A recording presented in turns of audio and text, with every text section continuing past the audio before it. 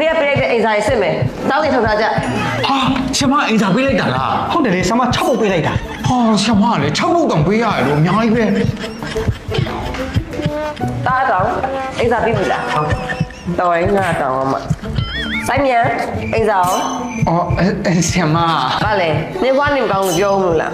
မဟုတ်ပါဘူး အဲ့ဆိုမှလည်းအိမ်စာ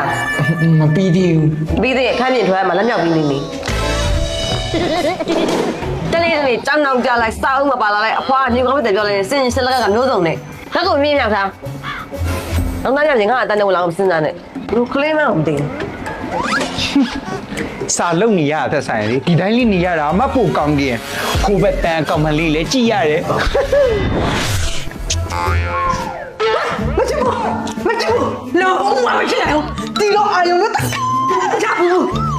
ဘလို့အာယုံလဲရင်ဆရာမဟိုဗါလေကျမမြည်လေးကလေဟိုစဘူးဒီပါတောင်တိတ်ကြီးရောင်းမယ်တဲ့လား အဖွားပြောအဖွားညံကောင်းနေဆိုမအောင်ညံကောင်းတာလေကျမဖိုးရှိုးပြီးတော့ဟောပေးလို့တော့မရဘူးကျမမပြောနဲ့တကြားမြစင်းကိန်တော့မအောင်နိုင်ဘူး အော်ဆရာမရေစာကြိုးစားလို့ဆရာမရှိလာပြီးရေရကြည်တာပေါ့စာကြိုးစားလို့ကတော့လေဆရာမရှိလာကြအောင်မလို့ လာနဲ့ကျမလည်းလုံးဝမกินနိုင်ဘူး ဟတ်တော့လာမိပြန်မလားအလကလိန်စားနေတာဟာမ အဖွားပြောတော့စွမ်းနေဆို အရင်တော့စွမ်းနာကိုမစွမ်းတော့ဘူး